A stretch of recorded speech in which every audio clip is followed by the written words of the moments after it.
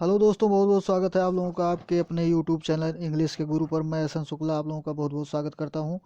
दोस्तों, आज के इस वीडियो में हम चर्चा करने वाले हैं एम ए सेकेंड ईयर के इंग्लिश लिटरेचर के बारे में। जी हाँ दोस्तों, M A second year English literature के क्वेश्चन पेपर यानी मॉडल पेपर के बारे में बात करेंगे। कि ऊपर देखिए लिखा हुआ है 2018 यानी 2018 में किस तरह का पेपर पूछा गया था, कौन सा पेपर आया हुआ था, कितने इंपॉर्टेंट क्वेश्चन इसमें इंक्लूड थे, इसके बारे में चर्चा करेंगे। तो ये वीडियो दोस्तों एमए सेकेंड ईयर वालों के लिए बहुत ही इंपॉर्टेंट होने वाला है और बहुत ही इंपॉर्टेंट वीडियो है। दोस्तों, जो भी हमारे फ्रेंड्स इस चैनल पर नए हैं, सबसे पहले आप चैनल को सब्सक्राइब कर लीजिए ताकि जो भी वीडियो अपलोड हो आपसे रिलेटेड नोटिफिकेशन आपको मिलती रहे। तो आइए देखते हैं दोस्तों कि क्या लिखा हुआ है, क्या क्वेश्चन आए हुए थे, कौन कौन से इंपॉर्टेंट क्वेश्चन आपके पेपर में आए हुए थे 2018 में यानी 2018 के पेपर में। तो एम ए देखिए ऊपर लिखा हुआ है M A part 2 English literature यानी अंग्रेजी साहित्य 2018। ये पेपर फर्स्ट है दोस्तों। Paper first 19th century poetry. जी हाँ, पेपर का नाम है 19th सेंचुरी पोएट्री अर्थात 19वीं शताब्दी के काव्य के बारे में। जी हाँ, अंग्रेजी साहित्य के यानी इंग्लिश अंग्रेजी काव्य के बारे में। इसमें जो 19th सेंचुरी की इंग्लिश पोएट्री है उसके बारे में ये पेपर है। और ये पेपर दोस्तों फर्स्ट पेपर है। फिलहाल कई यूनिवर्सिटीज़ में फर्स्ट सेकंड थर्ड कुछ भी पेपर्स हो सकते हैं, तो इसके लिए कोई परेशान होने की ज़रूरत नहीं है कि कौन सा फर्स्ट पेपर है या सेकंड पेपर है। तो फिलहाल यहाँ पर फर्स्ट पेपर दिया गया है कि 19th सेंचुरी जो इंग्लिश पोएट्री है ये फर्स्ट पेपर है और इसमें कौन कौन से इंपॉर्टेंट क्वेश्चन 2018 में पूछे गए थे इसके बारे में देखते हैं। देखिए पहले लिखा हुआ है दोस्तों नोट यानी निर्देश जो दिया रहता है, attempt all section as per instruction यानी जितने सेक्शन दिए गए हैं। फाइनली दोस्तों ऐसे पेपर 3 सेक्शन में डिवाइड होता है, सेक्शन ए बी सी।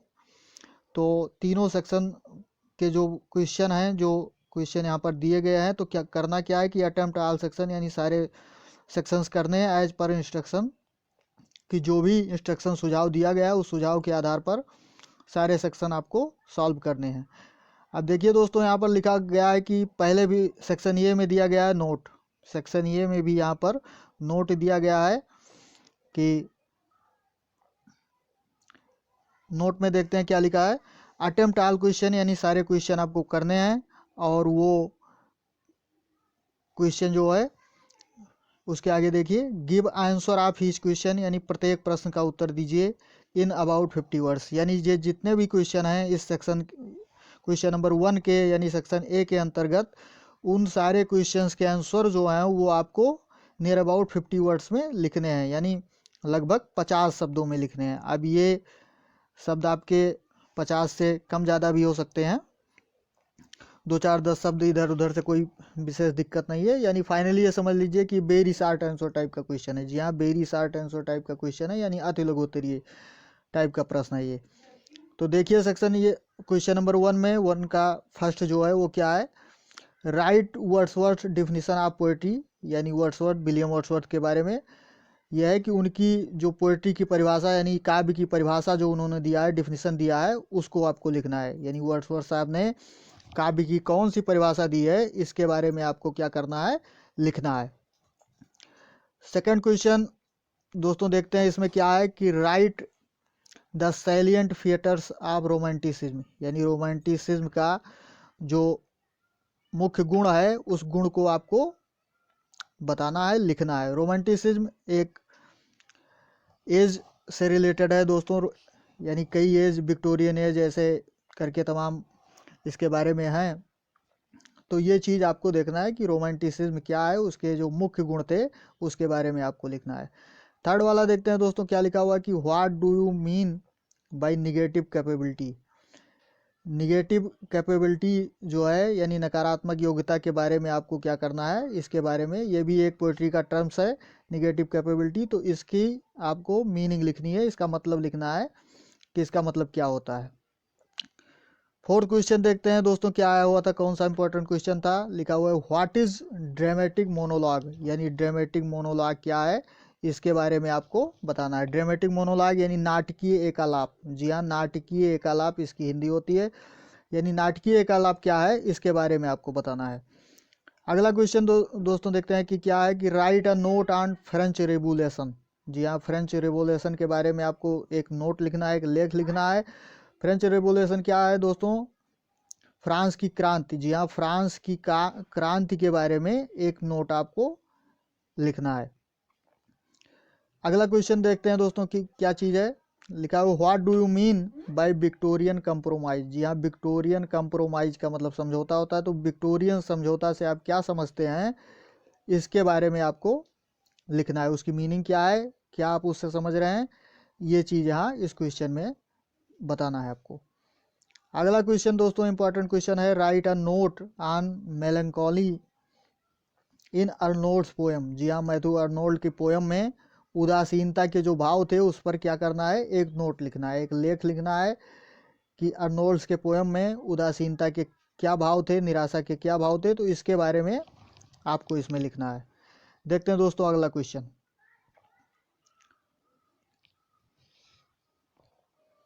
अगला क्वेश्चन है दोस्तों, क्वेश्चन नंबर यहाँ पर देख सकते हैं आप 7 तक यहाँ पर हो गया था। 7 नंबर क्वेश्चन के बाद आप देखिए कि यहाँ पर 8 नंबर क्वेश्चन यानी 8वां क्वेश्चन जो है इसके बारे में आप देखिए। What do you mean by addition of strangers to beauty. ये एक फ्रेज लिखा हुआ है दोस्तों, addition of strangers to beauty, इसका मतलब आपको लिखना है। जी हाँ इसकी मीनिंग क्या है इसको आपको लिखना है दोस्तों।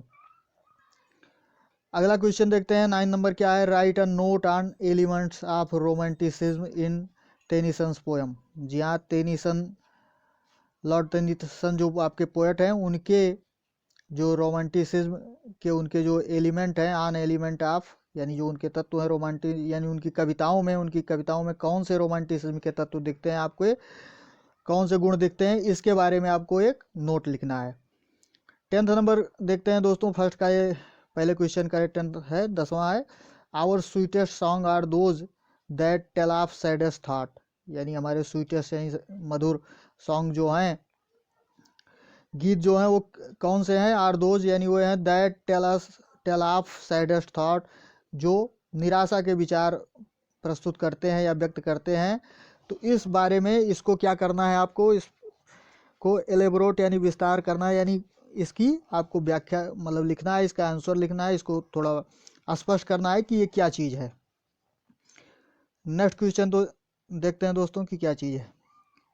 जी हाँ अब इसके बाद ये जो सेक्शन ये आपका है ये क्लियर हो जाता है, यानी सेक्शन ये में फाइनली आपने देखा कि जो वेरी शॉर्ट आंसर क्वेश्चन दिए गए हैं, यानी 2-2 नंबर के ये के क्वेश्चन होंगे आपके, तो यानी 10 क्वेश्चन इसमें थे, तो यानी 20 मार्क्स इस पे आपको मिलने हैं। तो ये आपका क्लियर हो गया। सेक्शन बी में देखते हैं दोस्तों कि कौन कौन से इंपॉर्टेंट क्वेश्चन हैं। इसमें भी देखिए ऊपर ही लिखा गया है नोट, अटेम्प्ट ऑल क्वेश्चन, यानी सारे क्वेश्चन को करिए। गिव आंसर ऑफ इस क्वेश्चन इन अबाउट 200 वर्ड्स, यानी इन सारे प्रश्नों के उत्तर जो हैं वो आपको क्या करने हैं, नियर अबाउट 200 शब्दों में लिखने हैं, यानी लगभग 200 शब्दों में आपको इन प्रश्नों के उत्तर लिखने हैं। ऊपर ये नोट निर्देश दिया गया है। अब सेकंड नंबर देखते हैं, सेकंड नंबर क्वेश्चन यानी इस सेक्शन का पहला क्वेश्चन और टोटल ये सेकंड नंबर क्वेश्चन है। इसमें क्या लिखा गया, explain with reference to the context, यानी नीचे लिखे गए जो स्टेंजा हैं, जो लाइनें हैं, उनकी क्या करनी है आपको व्याख्या करनी है रेफरेंस टू द कॉन्टेक्स्ट, यानी संदर्भ और प्रसंग के साथ। जी हाँ संदर्भ देते हुए आपको संदर्भ लिखना है, कॉन्टेक्स्ट यानी प्रसंग लिखना है और एक्सप्लेन करना है, व्याख्या लिखनी है। अब देखिए दोस्तों कौन कौन से इंपॉर्टेंट स्टेंजा हैं जो आपके पेपर में पूछे जा चुके हैं। पहला stanza, we are laid asleep in body and become a living soul while with an eye made quiet by the power of harmony and the deep power of joy we see it into the life of things। यानी ये first stanza आपका है, important stanza है दोस्तों जो paper में पूछा जा चुका है। तो इसके बारे में दोस्तों आपको क्या करना है, रेफरेंस लिखना है कि ये किस पोएम से लिया गया है और इसके कंपोजर कौन है, यानी इसके रचयिता कौन है। तो ये चीज़ आपको रेफरेंस में लिखनी होती है, इसमें क्या प्रसंग है, ये कॉन्टेक्स्ट में लिखनी होती है और एक्सप्लेनेशन इसका एक्सप्लेन करना है, आपको व्याख्या करनी है। ओ और लिखा हुआ है, यानी चाहे तो आप ये वाला करें और चाहे तो बी वाला जो दिया गया है आप उसको, इसको अगर नहीं आता है तो आप दूसरा वाला। अब ये देखिए कौन सा इंपॉर्टेंट है स्टेंजा जो आपके पेपर में आया हुआ था। तो दोज साउंड्स व्हिच आप have raised me whilst they awed and sent my soul abroad might now perhaps their wanted impulse give। ये सेकंड वाला है यानी बी वाला है, तो चाहे आप ए वाला करें चाहे बी वाला करें, दोनों में वही काम करना है, यानी संदर्भ सहित आपको व्याख्या लिखनी है। आगे की उसी में एक लाइन है ऊपर की कि might stale this dull pain and make it move and live.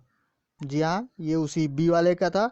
आप थर्ड नंबर क्वेश्चन देखते हैं, इसमें भी आपको वही करना है, यानी explain with reference to the context, यानी संदर्भ सहित आपको व्याख्या करनी है। इसमें भी लिखा हुआ है thou still unravished bride of quietness thou foster child of silence and slow time sylvan historian who canst thus express a flowery tale more sweetly than our rhyme. यानी ये स्टेंजा जो है ये कौन से पोएम से लिया गया है और इसके रचयिता कौन है, जी हाँ इसके कंपोजर कौन है, राइटर कौन है, इसके बारे में आपको बताना है और इसकी व्याख्या करनी, एक्सप्लेन करना है इसको। अथवा इसमें भी दो दिया गया है, यानी चाहे तो आप ए वाला करें और चाहे तो आप बी वाला करें। बी वाले में देखिए क्या लिखा हुआ है, drive my dead thoughts over the universe like withered leaves to quicken a new birth and by the incantation of this verse scatter as from an unextinguished hearth ashes and sparks my words among mankind। जी हाँ, ये important stanza कौन से poem का है इसको आपको समझना है। जी हाँ, इसको एक्सप्लेन करके आपको नेक्स्ट वीडियो में बताया जाएगा। तो अभी केवल क्वेश्चन पेपर के बारे में चर्चा की जा रही है, तो केवल यही चीज़ कि आपको ये समझना है कि किस क्वेश्चन का मतलब किस लेसन का है और इसके कंपोजर कौन है, और इसकी व्याख्या जो है दोस्तों आपको नेक्स्ट वीडियो में उपलब्ध करा दी जाएगी। नेक्स्ट देखते हैं कि कौन सा क्वेश्चन इंपॉर्टेंट था जो पेपर में आया हुआ था। जी हाँ, 2018 के पेपर में कौन कौन से इंपॉर्टेंट क्वेश्चन पूछे गए थे ये देखते चलिए। क्वेश्चन नंबर 4 आता है जी, इसमें भी आपको वही करना है, explain with reference to the context. जी हाँ, संदर्भ सहित व्याख्या इसमें भी करनी है। लिखा हुआ है then welcome each rebuff that turns earth smoothness rough, each sting that beats nor sit nor stand but go, be our joyous three parts pain. यानी ये इम्पोर्टेंट स्टेंजा जो आपके पेपर में आया था किस पोएम से सेलेक्टेड है और इसके कंपोजर कौन है, रेफरेंस में आप लिख के और इसको एक्सप्लेन कर देना है कि ये क्या चीज़ है, इस किसके बारे में लिखा हुआ है, इसमें क्या चीज़ दिया गया है। ओ आर अथवा करके लिखा है कि चाहे आप ए वाला करें या बी वाला करें, दोनों में से एक ही करना है। दूसरे में देखते हैं क्या लिखा हुआ है, while all things else have rest from weariness all things have rest why should we toil alone, we only toil who are the first of things and make perpetual moan। यानी ये स्टेंजा इसको भी आपको क्या करना है, वही काम करना है। तो चाहे आप ए वाला करें चाहे बी वाला करें। देखते हैं दोस्तों अगला क्वेश्चन नंबर 5 में क्या दिया गया है, वही काम इसमें भी करना है, यानी एक्सप्लेनेशन आपको लिखनी है रेफरेंस और कॉन्टेक्स्ट के साथ। पहला देखते हैं कि ए में क्या दिया है, O born in days when wits were fresh and clear and life ran gaily as the sparkling Thames before this strange disease of modern life with its sick hurry its divided aims its heats overtaxed its pleased hearts was rife। जी हाँ, ये stanza दिया गया है। अब ये कौन से पोएम का है ये आपको देखना है, जानना है और उसको रेफरेंस के साथ एक्सप्लेन करना है। तो आप चाहे ए वाला करें अथवा इसमें भी दिया गया है और लिखा हुआ है, यानी चाहे बी वाला करें। बी वाले में देखिए कौन सा स्टेंजा आया हुआ था, important stanza, he holds him with his glittering eye, the wedding quest stood still and listened like a 3-year child, the mariner hath his bill ये स्टेंजा दोस्तों था। तो ये इतने क्वेश्चन आपको क्या थे, यानी 2 से लेकर 5 तक के क्वेश्चन, इसमें आपको रेफरेंस और कॉन्टेक्स्ट के साथ एक्सप्लेन इसको करना था। जी हाँ, इसको आपको व्याख्या इसकी लिखनी है, संदर्भ सहित व्याख्या इस क्वेश्चन में लिखनी थी। अब क्वेश्चन नंबर 6 देखते हैं दोस्तों कि क्या चीज़ है। 6 नंबर में लिखा हुआ है, पहला देखते हैं ये वाला क्या है कि discuss Lord Byron as a romantic poet, यानी लॉर्ड बायरन को एक रोमांटिक पोएट के रूप में, रोमांटिक कवि के रूप में क्या करना है, आपको वर्णन करना है, उनका डिस्कस करना है, चर्चा करनी है दोस्तों। तो इनके बारे में लिखना है। नियर अबाउट 200 वर्ड्स में, यानी 2000 वर्ड यानी 200 शब्दों में नियर अबाउट होना चाहिए। यानी ये लघु उत्तरीय टाइप का क्वेश्चन है दोस्तों। एक क्वेश्चन में आपको 10 नंबर मिलते हैं। तो ये आपको करना है। और अथवा करके इसमें भी दिया गया है, बी वाला दिया गया है कि चाहे तो आप ये करें और चाहे तो बी वाला जो है उसको कर सकते हैं, अगर ये वाला क्वेश्चन आपको नहीं आता है। तो discuss Adonais as a pastoral elegy. Elegy यानी आप समझते हैं कि शोक गीत है, पोएट्री का फार्म है, तो पास्टोरल एलजी भी उसी का फार्म होता है। तो ये एडोनिस जो है वो एक पास्टोरल एलजी है, इसका आपको चर्चा करनी है, इसका वर्णन करना है आपको इस क्वेश्चन में। तो चाहे तो आप ऊपर वाला कर रहे हैं और चाहे तो नीचे वाला करें। देखते हैं दोस्तों नेक्स्ट क्वेश्चन क्या था।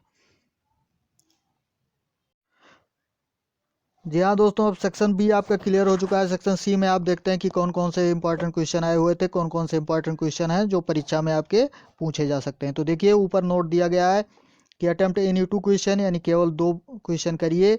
गिव आंसर आप each question in about 500 words, यानी प्रत्येक प्रश्न के उत्तर जो हैं वो लगभग आपको 500 शब्दों में देने हैं। जी हाँ, ये लॉन्ग आंसर है और इसमें एक प्रश्न का जो उत्तर है उसको आपको लगभग 500 शब्दों में, 500 के करीब यानी कम ज़्यादा हो सकते हैं। अब ये इसमें देखते हैं दोस्तों कौन सा इंपॉर्टेंट क्वेश्चन है जो परीक्षा में पूछा जा सकता है, परीक्षा में आया हुआ था। क्वेश्चन नंबर 7, यानी फाइनली ये 7 नंबर क्वेश्चन है, लेकिन तो इस सेक्शन का आपका पहला क्वेश्चन है, यानी लॉन्ग आंसर का पहला क्वेश्चन है।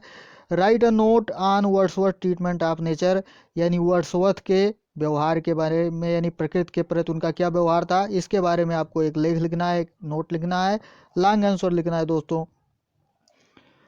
और नेक्स्ट क्वेश्चन 8वां नंबर देखते हैं कि write a critical appreciation of dejection and ode, यानी डिजेक्शन एंड ओड ये एक पोएम का नाम है। तो इसके बारे में एक आलोचनात्मक व्याख्या आपको करनी है, एक आलोचनात्मक इसकी प्रशंसा लिखनी है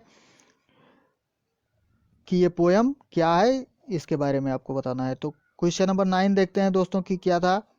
क्वेश्चन नंबर 9 कौन सा इंपॉर्टेंट क्वेश्चन आया हुआ था। डिस्कस जॉन कीस्ट, यानी जॉन कीस्ट के बारे में चर्चा करनी है। As a poet of perception, एक अनुभूति के पोएट के रूप में वर्णन करना है इनको। रेदर देन ऑफ कंटेम्पलेशन, यानी विचार के कवि के बजाय एक अनुभूति के कवि के रूप में इनका वर्णन करना है। जी हाँ, ये विचारात्मक कवि थे, चिंतन के कवि थे।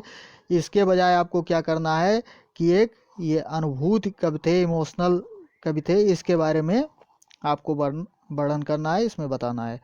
ये क्वेश्चन इंपॉर्टेंट क्वेश्चन आया हुआ था। क्वेश्चन नंबर 10 देखते हैं दोस्तों कि क्या है। राइट अ नोट ऑन ब्राउनिंग्स ऑब्सक्यूरिटी, यानी ब्राउनिंग जो रॉबर्ट ब्राउनिंग आपके पोएट हैं, उनकी ऑब्सक्यूरिटी यानी उनकी अस्पष्टता के बारे में वर्णन करना है। जी हाँ, उनके पोएम में कौन कौन सी अस्पष्टताएं थीं, इसके बारे में आपको इस प्रश्न में, इस क्वेश्चन में बताना था। क्वेश्चन नंबर 11 देखते हैं दोस्तों कि क्या है कि discuss the elegiac note in Arnold's poem, यानी अर्नोल्ड्स पोएम के जो इलेजियक यानी शोक गीत जो एलजी होती है, यानी शोक गीत होता है, तो इससे रिलेटेड यानी उसमें शोक की भावना उनके पोएम में थी, तो इसके बारे में एक नोट लिखना है, डिस्कस लिखना है, एक उनकी चर्चा करनी है। तो ये टोटल क्वेश्चन दोस्तों 5 क्वेश्चन इस सेक्शन में दिए गए हैं। तो 5 क्वेश्चन में से केवल 2 क्वेश्चन आपको करना था, यानी लॉन्ग आंसर आपको 2 ही क्वेश्चन करने थे, 2 ही प्रश्न के उत्तर देने थे। तो ये फर्स्ट पेपर दोस्तों था जो 2018 यानी 2018 में पूछा गया था। तो ये फर्स्ट पेपर आपका क्लियर हो जाता है, यानी 3 सेक्शन में डिवाइडेड जो तीनों टाइप के क्वेश्चन थे, यानी very short answer and long answer. तो इतने क्वेश्चन आपके पेपर में पूछे जाते हैं दोस्तों। अब इसके आगे सेकंड पेपर का नंबर आएगा। तो आज के इस वीडियो में बस इतना ही। तो दोस्तों मिलते हैं अगले वीडियो में, तब तक के लिए जय हिंद।